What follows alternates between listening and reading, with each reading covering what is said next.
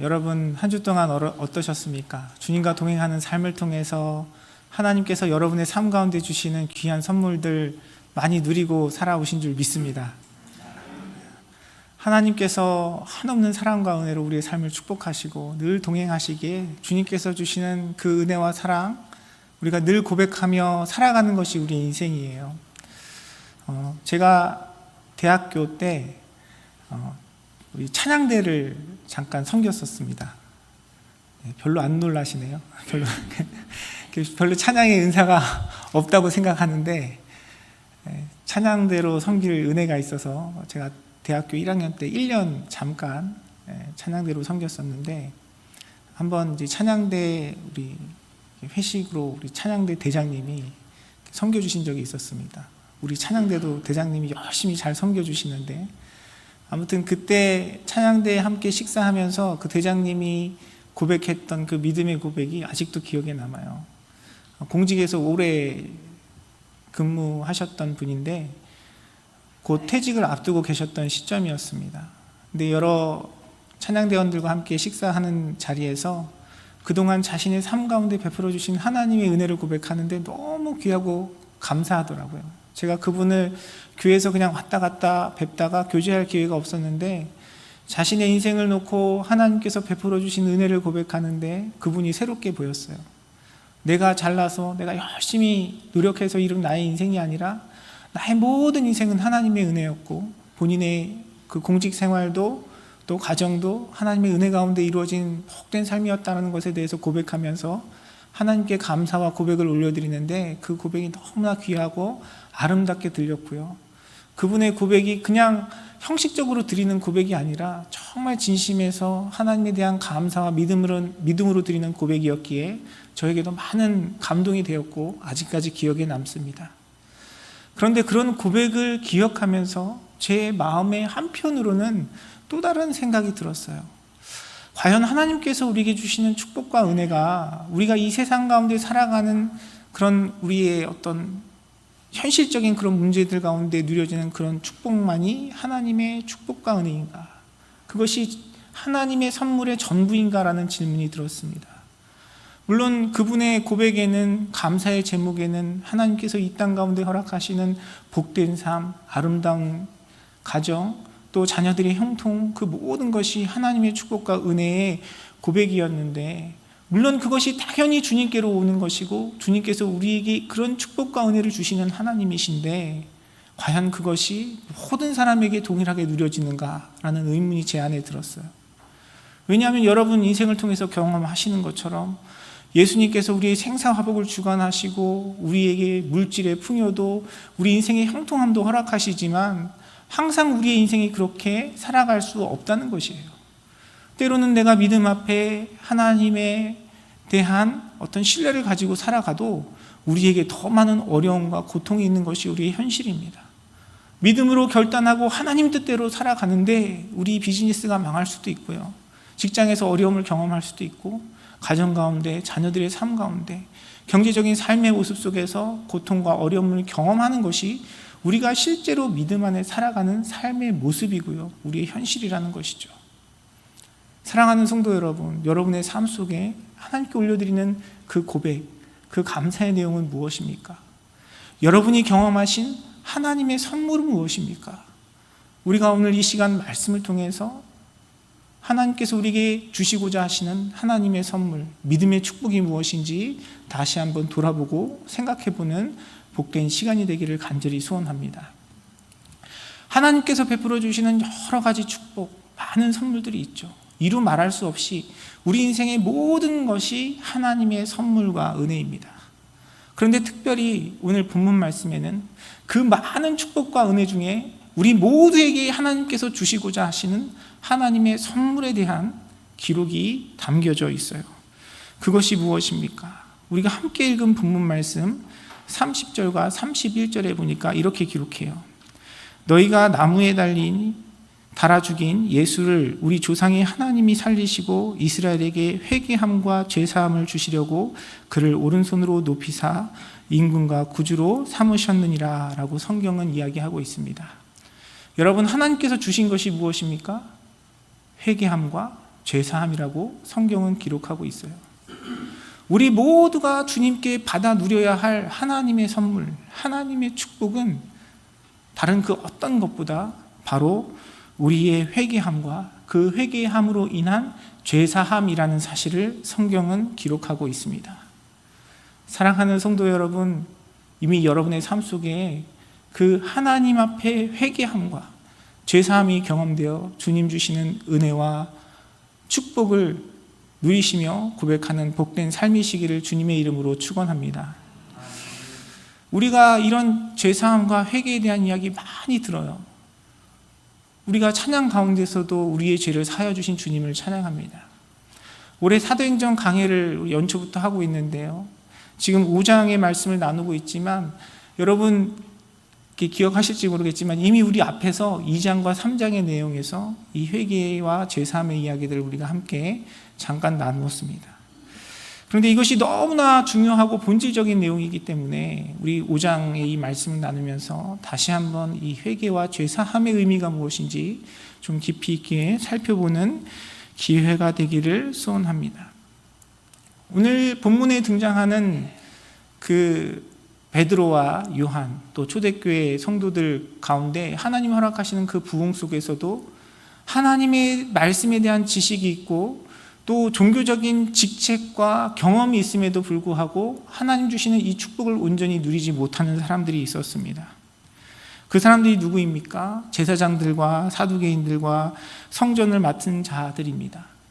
이들은 오히려 하나님께서 베드로와 요한을 통해서 주의 복음이 증거되고 많은 사람들이 예수님을 믿기 시작하니까 예수 그리스도의 부활을 증거하지 말라고 오히려 예수님의 제자들을 겁박하고 그들을 감금하고 그들을 협박했어요.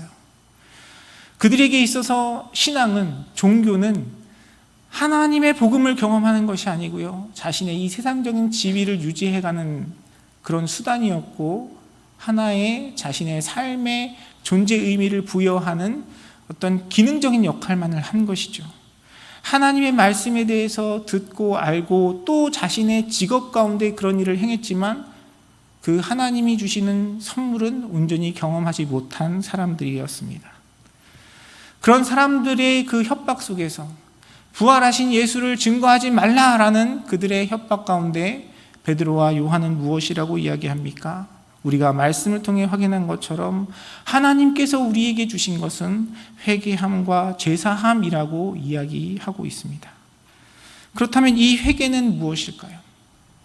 앞으로 몇 주간에 걸쳐서 이 회개와 죄사함에 대해서 함께 살펴볼 텐데요, 그 회개가 가지는 중요한 내용 중에 하나가 무엇이냐면 바로 회개는 죄에 대한 자각입니다. 죄에 대해서 스스로 깨닫는 것이 이 회개가 가지는 중요한 본질이고 중요한 가치라는 것이죠. 당시의 대제사장들과 사두개인들 또 성전을 지키는 사람들은 하나님의 말씀에 대한 지식은 있었지만 하나님의 그 말씀으로부터 죄가 무엇인지 그리고 내가 하나님 앞에 죄인이라는 인식이 없었어요. 그래서 오히려 복음을 방해하고 하나님의 사역을 거스리는 자들이 되었던 것입니다. 회개라는 것은 죄를 우리가 스스로 깨닫는 것이에요. 이러한 내용에 대해서 잘 설명하고 있는 것이 시편 51편 3절과 4절의 말씀입니다. 시편의 기자는 이렇게 고백합니다. 물은 나는 내 죄과를 아오니 내 죄가 항상 내 앞에 있나이다. 내가 주께만 범죄하여 주의 목전에 악을 행하였사오니 주께서 말씀하실 때에 의로우시다 하고 주께서 심판하실 때에 순전하시다 하리이다 라고 고백하고 있습니다. 여러분, 회개는요, 우리 스스로가 하나님 앞에 죄인됨을 깨닫는 것입니다. 우리 스스로 알고 우리 스스로 깨닫고 우리 스스로 인정하고 우리 스스로 주님 앞에 고백하는 것이 참된 회개인 것이죠. 성경은 무엇이라고 이야기합니까? 우리 모두가 다 죄인이라고 이야기해요. 우리 모두가 다 죄인인데 그 죄악이 누군가의 지적이나 책망에 의해서 깨달아지는 것이 아니라 내 스스로 그 죄인이라는 사실이 인정되고 고백되어질 때 우리는 하나님의 은혜와 하나님의 용서와 하나님의 자비하심을 구할 수 있는 사람들입니다. 여러분 어르신들 아마 많이 이렇게 기억하실 겁니다. 그 자수하여 광명 찾자, 뭐 이런 이야기 많이 들어보셨죠? 자수하여 광명 찾자. 잘 모르시나 봐요. 네, 굉장히 이렇게 제가 생각한 것보다 우리 젊으신 분들인 것 같아요. 그러니까 한국에서 예전에 자수하여 광명 찾자 이런 말이 많이 통용됐잖아요. 이 말은 원래 그 한국 사회에 있던 이제 간첩들을 자수를 유도하기 위해서 쓰여진 말이죠. 그런데 여러분 세상 살아보셔서 아시잖아요. 자수하면 광명 찾습니까? 아니요. 세상에서는요, 자수하면 좀 벌을 덜 받아요. 자수하면 광명이 없고요. 자수하면 벌을 좀 덜 받을 뿐이지 그 죄에 대한 책임을 집니다. 그런데 믿음 안에서 하나님과의 관계 속에서는요, 우리가 스스로 주님 앞에 고백하고 주님의 은혜 앞에 서면 주님께서는 우리의 모든 허물과 죄악을 묻지도 않으시고 따지지도 않으시고 다 용서해 주시고 품어주시고 그것을 책임져 주시는 것이 바로 우리의 복음인 것이죠. 사랑하는 성도 여러분, 이 은혜의 자리에 서시는 여러분의 삶이 되시기를 주님의 이름으로 축원합니다. 우리의 신앙에서 회개가 왜 중요한가? 바로 그 회개가 하나님의 용서와 자비와 하나님의 긍휼하심과 은혜를 경험하는 수단이 되기 때문에 그래요. 우리 모두는 하나님의 영광 앞에, 하나님의 거룩하심 앞에 책망받고 징계받을 수밖에 없는 연약한 죄인들입니다. 그런데 그것이 마지막 때에 주님 앞에 서서 우리 스스로 깨닫고 고백하고 인정하지 않고 주님 앞에 선다면 우리는 주님의 심판을 받아야 하는 것이죠. 우리가 주님 앞에 깨닫고 고백하지 않은 상태에서 이 땅을 살아간다면 사랑하는 자에게 하나님께서 허락하시는 것은 연단과 훈련의 시간들밖에 없어요. 그러나 주님 앞에 자복하고 깨닫고 스스로 주님 앞에 죄인임을 인정하며 나아가는 자들에게는 하나님의 은혜와 사랑이, 축복이 경험되는 것입니다. 그래서 베드로와 요한은 하나님께서 우리에게 그 예수 그리스도를 통해서 회개함과 죄사함을 주시기 위해 그리스도를 십자가에 못 박으시게 하셨다라고 이야기하고 있어요. 사랑하는 성도 여러분, 주님 앞에 나의 죄악됨을 깨닫고 주님 앞에 겸손한 마음으로 진정한 회개의 고백을 주님께 올려드리는 복된 자리에 서시는 사랑하는 성도님들의 삶이 되시기를 주님의 이름으로 축원합니다. 우리가 이 은혜가 없으면 맨날 찬양하고 주님 앞에 예배하고 또 하나님의 은혜를 고백해도 말씀이 이야기하고 있는 자유함이 뭔지 우린 깨닫지 못해요. 성경에서 이야기하는 평강이 무엇인지, 성경에서 이야기하고 있는 기쁨이 무엇인지 우리는 온전히 깨달을 수 없습니다. 사랑하는 성도 여러분, 여러분의 삶을 통해서 하나님 앞에 나의 죄인됨을 진심으로 고백하고 주님의 용서와 주님의 자비와 주님의 긍휼을 경험하시고 하나님 주시는 평강으로 승리하는 삶을 살아가시는 사랑하는 성도님들의 삶이 되시기를 주님의 이름으로 축원합니다. 예수님께서는 말씀하셨어요. 너희가 어린아이와 같지 아니하면 결코 천국에 갈 수 없다라고 말씀하십니다. 여러분, 어린아이가 어떻습니까? 어린아이의 특징은 항상 엄마를 찾아요. 엄마가 눈에 보이지 않으면 잠도 자지 않고 밥도 먹지 않고 늘 불안해합니다.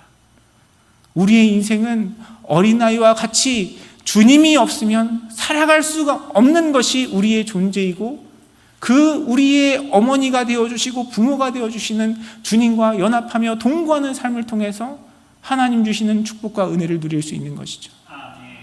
그런데 주님 앞에 내가 죄인됨이 깨달아지지 아니하고 교만한 자리에 서 있다면 우리는 그 주님 의지하지 않아요.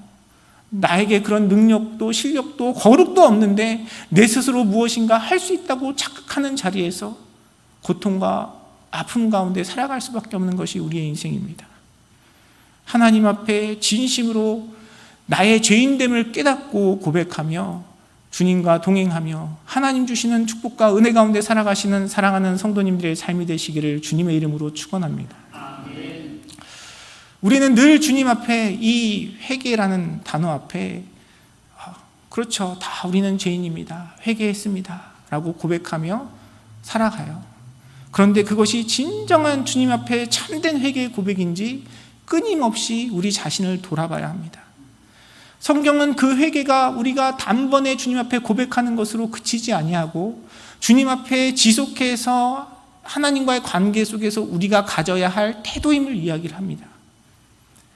갈라디아 교회를 향한 바울의 편지를 보면요, 갈라디아 교회 가운데 하나님 주시는 그 은혜가 있었어요. 그 회개가 있었습니다. 죄를 깨달음이 있었습니다. 성령이 그들 가운데 역사하셨어요. 그러나 그 성령님과 관계 속에서 하나님 앞에 나의 죄인됨이 어느 순간 율법이 되고 교만이 되고 그것이 그들 가운데 분열을 만들어내는 이유가 되었다는 것에 대해 책망하는 그런 바울의 기록을 우리는 갈라디아서를 통해서 볼 수 있습니다. 우리는 늘 우리 마음을 돌아봐야 돼요. 내가 정말 주님 앞에 이 죄에 대한 깨달음으로 회개하는 마음으로 그러한 자세로 살아가고 있는지 우리의 마음을 돌아봐야 합니다. 여러분, 그 죄를 깨달은 자, 내가 주님 앞에 스스로 내 죄를 깨달은 자의 마음은 어떠하겠습니까? 내가 정말 그 죄인됨을 깨닫고 하나님의 은혜를 바라본다면 우리 가운데 불만불평이 있을 수 없습니다. 우리는 주님 앞에 늘 하나님께서 주신 것에 감사하고 주님께서 주시는 자유와 그 기쁨을 누리며 하나님께서 나를 불러주시고 예배의 자리에 허락하여 주시고 섬길 수 있는 은혜를 베풀어 주신 것에 감사와 기쁨의 고백으로 살아갈 수밖에 없는 복된 자리에 설 수 있는 것이에요. 그러나 우리가 내 죄를 깨달았다고 고백하면서 내 마음 가운데 억울함이 있고 분노가 있고 다른 사람을 향한 판단과 교만이 있다면 여러분, 정말 내가 그 회개의 자리, 죄를 깨닫는 자리에 서 있는지 우리 자신을 돌아봐야 할 것입니다. 사랑하는 성도 여러분, 저와 여러분의 마음과 우리의 심령 가운데, 우리의 믿음의 공동체 가운데 우리 모두가 하나님 앞에 죄인임을 고백하고 그런 우리의 죄악을 십자가의 보혈로 정결케 하여 주신 예수 그리스도의 그 사랑과 은혜에 감사와 기쁨으로 살아가는 복된 자리에서는 은혜를 누리는 사랑하는 성도님들의 삶이 되시기를 주님의 이름으로 축원합니다. 또한 이 죄를 깨닫는 것에 있어서 우리가 스스로 깨닫고 고백해야 되는데요, 그 가운데 또 중요한 기준이 무엇이냐면 하나님께서 이 선과 악의 기준이 되어야 한다는 것입니다. 제가 앞서 읽어드린 시편 51편의 말씀에 보니까 시편의 기자는 뭐라고 이야기합니까? 내가 주께만 범죄하여 주의 목전에 악을 행하여 싸우니 라고 이야기를 합니다. 내가 죄인됨에 대한 깨달음, 죄인됨에 대한 고백은 무엇이 기준이 되는 것이냐면 하나님께서 기준이 되는 것이에요. 이 세상의 도덕과 윤리와 세상의 가치, 나의 경험과 판단, 내가 기준이 되는 것이 아니라 하나님이 그 중심에 계셔야 한다는 것을 성경은 이야기하고 있습니다. 사탄은 우리를 자꾸 속여요. 우리의 경험을 의지하게 하고요, 우리의 지혜를 의지하게 하고 하나님의 뜻과 하나님의 말씀이 아니라 내가 중심이 되어 이 땅을 살아가게 합니다. 우리의 회개는 철저하게 주님 앞에 고백되어지고 철저하게 주님 앞에 드려져야 하는 것이에요. 세상의 기준에서는 내가 다른 사람들보다 좀 더 많이 희생하고 양보하고 그래도 피해주지 않고 살아가는 그 삶에 대해서 스스로 안위하며 살아갈 수 있는 그런 안타까운 교만한 마음을 가질 수 있습니다. 그러나 주님의 말씀은 우리에게 이야기하시죠. 하나님의 말씀은 우리로 하여금 우리 안에 역사하시는 성령의 인도하심을 따라 그리스도의 형상을 닮아가도록 요구하시는데 그 하나님의 기준에서 우리 자신을 돌아보면 늘 부끄럽고 연약한 우리 자신을 고백할 수밖에 없는 것이 우리의 모습입니다. 왜 우리 가운데 참된 회개, 진정한 회개가 없습니까?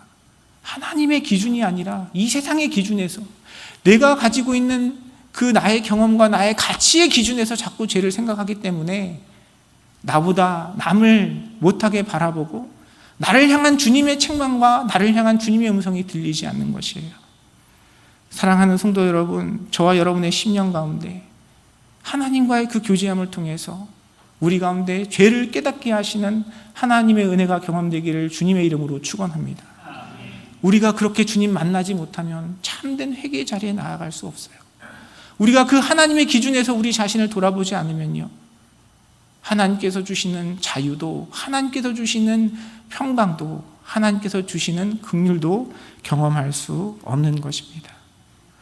여러분, 내가 행하는 무엇인가가 중요한 것이 아니에요. 내가 주님의 일을 하면서도, 우리가 사역을 하면서도, 찬양을 하면서도 얼마든지 주님 앞에 범죄하고 하나님의 책망을 받을 수 있는 것이 우리의 모습입니다. 설교자로서 여러분에게 말씀을 전하고 나누지만 이 자리도 저의 마음을 높이고 나의 교만, 나의 만족을 채우기 위한 자리로 변질될 수 있다는 것을 늘 주님 앞에 고백하고 또 그 말씀 가운데 제 마음을 돌아보면서 서는 것이 제 삶이고 또 여러분 앞에 서는 저의 모습입니다. 하나님의 말씀을 대언하는 것, 이것이요, 여러분 여러 사람들 앞에 서서 무엇인가를 이야기한다는 것은 굉장한 축복이고 은혜예요. 부담이기도 하지만 이것이 자칫 잘못하면 나의 만족으로 끝날 수 있습니다. 그러나 그런 우리의 연약함 속에서 끊임없이 우리 자신을 돌아봐야 돼요. 내가 정말 주님을 찬양하는 것인지, 내 마음의 위로와 평강을 얻기 위해서 그 자리를 채우고 있는 것인지, 내가 정말 주님의 부르심 가운데 하나님의 뜻과 사명으로 주님의 말씀을, 주님의 뜻을 이루는 자리에 서고 있는 것인지, 나의 기쁨과 만족을 위해 사람들에게 인정받기 위해 그 자리에 서고 있는 것인지 끊임없이 우리의 마음을 돌아봐야 됩니다. 사랑하는 성도 여러분, 저와 여러분을 향한 주님의 뜻이 날마다 새롭게 깨달아지고 하나님의 그 중심 안에, 하나님의 뜻 안에 살아가시는 여러분의 삶이 되시기를 주님의 이름으로 축원합니다. 이 세상의 도덕과 기준에서는 우리가 참을 만큼 참았다 이야기할 수 있어요. 그래도 내가 남에게 손해 끼치거나 피해를 주지 않으니까 난 그래도 잘 살아가고 있다고 착각할 수 있어요. 그러나 주님의 부르심은 무엇입니까? 하나님은 저와 여러분의 삶을 하나님께서 선한 일을 이 땅 가운데 이루시는 도구로 불러주셨어요. 하나님은 저와 여러분의 삶을 그냥 적당히 남에게 피해 주지 않고 이 땅 가운데 살아가는 그런 하나의 존재가 아니라 하나님의 역사와 기적과 능력과 회복을 이루기를 원하시는 도구로 저와 여러분의 삶을 부르셨다는 것입니다. 그런데 그 부르심 가운데 내가 순종하지 못하고, 내가 그 주님의 사명을 깨닫지 못하고 그 가운데 기도하지 아니하며 섬기지 아니하며 주님의 뜻을 분별하지 아니하며 내 마음과 내 생각에만 집착하고 살아간다면 여러분, 그것은 주님 보시기에 우리의 죄악일 수 있고 우리의 연약함일 수 있다는 사실을 우리는 깨달아야 합니다. 사랑하는 성도 여러분, 저와 여러분의 삶 속에 정말 하나님과의 관계를 통해서 주님의 그 뜻이, 하나님의 그 기준이 우리 가운데 분명하여지고 그 가운데 철저히 온전히 주님 앞에 나의 죄악과 연약함을 고백하는 은혜가 있기를 주님의 이름으로 축원합니다. 그리고 사탄이 우리에게 이 회개와 나의 죄를 깨닫는 일 가운데 가장 많이 사용하는 기술이 뭐냐면요, 비교의식이에요. 비교의식. 하나님이 기준이신데 자꾸 사탄은 우리에게 속여요. 다른 사람과 비교하게 합니다. 나는 잘하는데 다른 사람이 연약한 부분을 바라보면서 내 마음이 높아지게 하고요.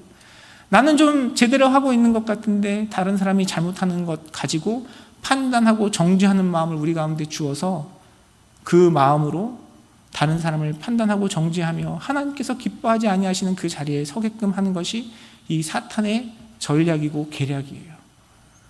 그러니까 예수님을 만나고도 바리새인들은 예수님께 왜 안식일을 제대로 안 지키냐라고 예수님께 항변하며 그 복음과 은혜를 누리지 못하는 것입니다.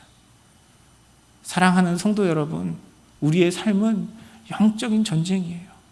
우리의 마음을 회방하고 하나님의 뜻 가운데 은혜를 누리지 못하게 하는 사탄과의 전쟁입니다. 그 전쟁 가운데 하나님을 바라보고 주님이 나에게 원하시는 그 삶의 자리에서 나의 연약함을 인정하고 진정으로 주님을 붙들고 살아가는 복된 자리에 서시는 사랑하는 성도님들의 삶이 되시기를 주님의 이름으로 축원합니다. 또한 우리가 어떻게 그러한 스스로 죄를 깨닫는 자리에 설 수 있습니까? 시편 51편의 말씀은 이렇게 이야기합니다. 주께서 말씀하실 때에 의로우시다 하고 주께서 심판하실 때에 순전하시다 하리이다 라고 이야기를 합니다. 우리가 어떻게 하나님의 그 기준, 하나님의 뜻을 알 수 있습니까? 다른 것이 없어요. 하나님의 말씀만이 우리의 삶의 기준이시고 하나님의 말씀만이 우리로 하여금 그 죄를 깨달을 수 있게 하는 것입니다. 그래서 늘 말씀드리지만 하나님의 말씀이 없는 신앙생활은 주님의 은혜를 온전히 경험할 수도 없고요, 참된 회개에 이를 수도 없고 하나님 주시는 사랑과 은혜를 누릴 수도 없어요. 사랑하는 성도 여러분, 여러분 어떻게 하나님과의 관계 속에서 그 말씀을 듣고 그 말씀으로 주님과 교제하고 계십니까? 우리에게 주신 하나님의 말씀을 통해서 여러분을 향한 하나님의 마음, 여러분을 향한 주님의 뜻, 하나님께서 우리에게 일깨워주기 원하시는 선과 악이 분명히 깨달아지고 그 주님 앞에 우리의 연약함을 고백하는 복된 자리에 서시는 사랑하는 성도님들의 삶이 되시기를 주님의 이름으로 축원합니다. 늘 말씀드리지만 여러분 어떤 방법이든지요, 내가 성경 통독이 됐던, 말씀을 연구하는 자리가 되었던, 우리가 매일같이 함께 나누는 공동체 성경 읽기가 되었던, 새벽 예배가 되었던, 여러분 말씀으로 주님과 교제하는 일에 서시는 여러분의 삶이 되시기를 주님의 이름으로 축원합니다. 하나님의 말씀이 어려워요.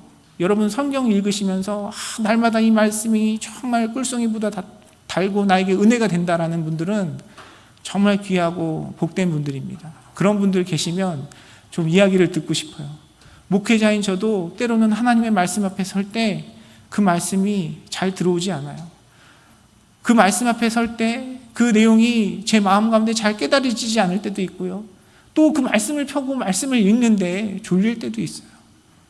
하지만 그 말씀이 나에게 생명이고 그 말씀만이 나로 하여금 죄를 깨닫게 하고 그 말씀만이 하나님의 은혜를 누리는, 하나님의 선물과 축복을 누리는 수단이기에 그 말씀 앞에 서는 일을 결코 포기할 수 없는 것입니다. 여러분의 삶 속에 주님의 말씀과 교제하며 그 하나님의 뜻과 하나님의 마음을 알아가는 일 가운데 자라가시는 여러분의 삶이 되시기를 주님의 이름으로 축원합니다. 늘 말씀 앞에서 연약하고 부족한 저의 모습을 고백하지만 감사한 것은 무엇이냐면, 제가 작년에 알던 하나님, 3년 전에 알던 하나님, 5년 전에 알던 하나님이 지금 내가 고백하는 하나님과 너무 다르고 더 풍성하고 더 깊어진다는 것입니다. 하나님의 크고 놀라우심은 끝이 없어요. 여러분, 내가 성경적인 지식을 어느 정도 알고 있다고 해서 성경의 그 이야기, 마태복음에 있는 이야기, 사도행전에 있는 이야기, 나 그 이야기 알아 한다고 해서 하나님의 말씀을 아는 것이 아닙니다. 여러분, 매일매일의 삶을 통해서 주님의 말씀과 교제하며 주님을 더욱더 알아가시고 주님을 더욱더 알아가시며 주님께서 베푸시는 축복과 은혜를 더욱더 풍성히 누리시는 사랑하는 성도님들의 삶이 되시기를 주님의 이름으로 축원합니다. 오늘날 우리가 살아가고 있는 이 시대를 보면요, 하나님은 우리에게 놀라운 축복과 선물을 베풀어 주셨는데 그 선물과 축복을 온전히 누리지 못하고 살아가고 있는 것처럼 보입니다.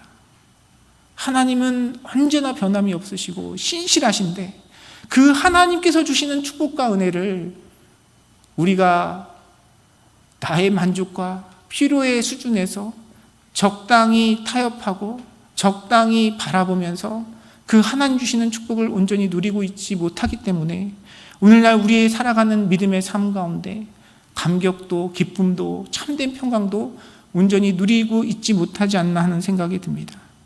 사랑하는 성도 여러분, 여러분의 삶 속에 하나님께서 베푸신 이 참된 축복, 하나님의 은혜가 온전히 누려지시는 사랑하는 성도님들의 삶이 되시기를 주님의 이름으로 축원합니다. 우리의 입술의 고백 가운데 지금까지 베풀어 주신 것이, 지금까지 인도하여 주신 것이 주님의 은혜입니다. 주님의 은혜가 없이는 내가 살아갈 수가 없고 우리의 직장도 가정도 자녀들도 하나님께서 지켜주시고 함께 하셨습니다 라는 이 고백도요, 너무나 귀하고 아름다운 고백입니다. 그런데 하나님께서 베풀어 주시는 축복과 은혜는 그 수준에 머물지 않아요. 하나님께서 베풀어 주시는 축복과 선물은요, 우리가 비록 이 땅 가운데 세상적인 성공을 이루지 못하고 내가 이 땅을 살아가면서 여러 가지 고난과 시련이 있다 할지라도 이 세상이 줄 수도 없고 앗아갈 수도 없는 하나님의 놀라운 평강과 자유함과 기쁨인 것입니다. 그러한 기쁨과 축복은 내가 믿음 안에서 하나님의 말씀 가운데 우리의 기준이 되시는 하나님과의 그 관계 속에서 철저하게 나의 죄인됨을 깨닫고 회개하며 주님께 고백하고 그 가운데 베풀어 주시는 하나님의 죄 사함을, 용서를, 자비를, 긍휼을 경험할 때 우리의 삶 가운데 누려지는 것입니다. 사랑하는 성도 여러분, 저와 여러분의 삶을 통해서 주님 베풀어 주시는 은혜와 사랑에 대한 감사의 고백이 더욱더 풍성하여지기를 간절히 소원합니다. 저도 늘 우리 교우들을 위해서, 우리 성도님들을 위해서 기도하면서요, 정말 사랑의 마음으로 기도해요. 여러분이 가지고 계신 현실적인 문제들, 가정의 문제들, 자녀들의 삶 가운데 하나님께서 복을 주시기를 간절한 마음으로 기도합니다.